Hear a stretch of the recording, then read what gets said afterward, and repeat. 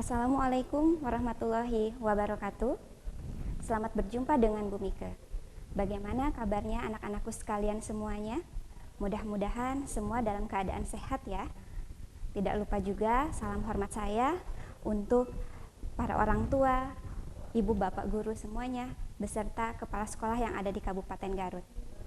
Pada kesempatan kali ini saya akan menyampaikan materi IPA kelas 7, yaitu tentang pengukuran. Anak-anakku sekalian, mungkin kalian pernah mendengar ataupun pernah melakukan kegiatan pengukuran sebelumnya. Kira-kira apa ya yang dimaksud dengan mengukur? Ada yang tahu? Untuk lebih memahaminya, mari kita amati gambar berikut ini. Di sini Ibu punya 3 buah gambar. Gambar pertama ada seorang anak yang sedang mengukur tinggi badannya. Yang kedua ada gambar 2 orang anak yang sedang mengukur panjang sebuah meja dengan menggunakan jengkalnya. Gambar yang ketiga yaitu ada gambar seseorang yang sedang mengukur massa badannya. Dari ketiga gambar ini kita bisa menarik kesimpulan bahwa yang dimaksud dengan mengukur adalah kegiatan membandingkan suatu besaran dengan besaran lain yang sejenis yang ditetapkan sebagai satuan. Nah, sekarang muncul istilah baru. Apa yang maksud dengan besaran? Besaran adalah segala sesuatu yang dapat diukur dan dapat dinyatakan dengan angka, serta bisa diikuti dengan satuan. Ya. Nah, untuk lebih memahaminya, coba amati gambar berikut. Ibu punya gambar sebuah jeruk. Dari gambar tersebut, coba kalian amati. Kira-kira besaran apa saja yang dimiliki jeruk tersebut? Ada yang tahu? Ya, benar. Jawabannya salah satunya adalah massanya. Massa dari jeruk tersebut itu dapat diukur dan dapat dinyatakan dengan angka. Maka massa termasuk ke dalam besaran. Apakah ada contoh lain selain massa? Ada. Mari kita lihat.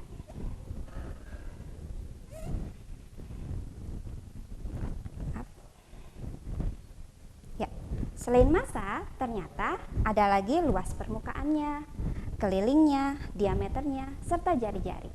Jari-jari jeruk itu semua kita dapat ukur. Maka massa, luas permukaan, keliling, diameter, dan jari-jari itu semuanya disebut sebagai besaran.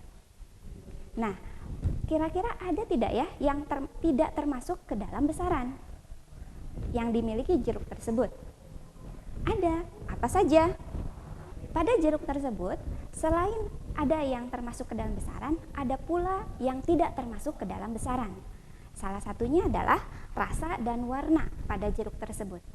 Mengapa rasa dan warna tidak termasuk ke dalam besaran? Karena rasa dan warna tidak dapat diukur dan tidak dapat dinyatakan dengan angka. Sampai sini bisa dipahami? Mudah-mudahan bisa dipahami. Kalau bisa dipahami, berarti sampai sini kalian sudah bisa membedakan mana yang termasuk ke dalam besaran dan mana yang tidak termasuk ke dalam besaran. Mari kita lanjutkan kembali. Nah, tadi sedikit Ibu menyinggung tentang satuan. Apa sih yang maksud dengan satuan? Satuan adalah besaran pembanding yang digunakan dalam suatu pengukuran. Satuan itu sendiri terbagi menjadi 2. Ada satuan baku dan ada satuan tidak baku. Apa yang maksud dengan satuan baku? Satuan baku adalah satuan pengukuran yang ditetapkan secara ilmiah berdasarkan suatu standar dan menggunakan alat ukur yang seragam, serta bisa menghasilkan hasil yang sama meskipun dilakukan berulang-ulang. Apa saja contohnya? Contohnya ada sentimeter, kilogram, dan detik. Nah, Selanjutnya, apa yang maksud dengan satuan tidak baku? Satuan tidak baku yaitu satuan yang apabila digunakan oleh orang yang berbeda-beda dapat menghasilkan pengukuran yang berbeda pula. Apa saja ya contohnya? Mari kita lihat. Yang pertama ada jengkal. Yang kedua ada depa. Yang ketiga ada hasta. Ini semua termasuk ke dalam satuan tidak baku. Ada besaran pokok dan ada besaran turunan. Apa yang dimaksud dengan besaran pokok? Besaran pokok adalah besaran yang satuannya didefinisikan. Sistem internasional itu disusun mengacu pada 7 besaran pokok. Sebagai berikut. Yang pertama ada panjang, yang kedua ada besaran pokok massa, yang ketiga besaran pokok waktu, kuat arus, suhu, jumlah zat, dan intensitas cahaya. Kemudian alat ukurnya apa saja ya? Yang pertama, untuk alat ukur panjang itu ada penggaris, jangka sorong, dan mikrometer skrup. Untuk alat ukur massa itu ada neraca. Nah, untuk alat ukur waktu kita ada stopwatch. Untuk alat ukur yang lainnya akan kita bahas pada pertemuan selanjutnya. Nah, untuk besaran turunan adalah besaran yang diturunkan dari besaran-besaran pokok. Dengan kata lain, besaran turunan itu selain dari yang 7 besaran pokok. Apa saja contohnya? Ada luas ruangan kelasmu. Yang kedua, ada volume suatu larutan.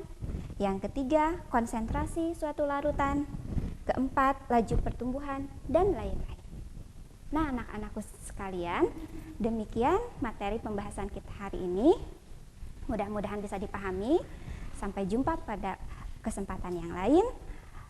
Jangan lupa tetap jaga kesehatan, tetap pakai masker, menjaga jarak, dan mencuci tangan.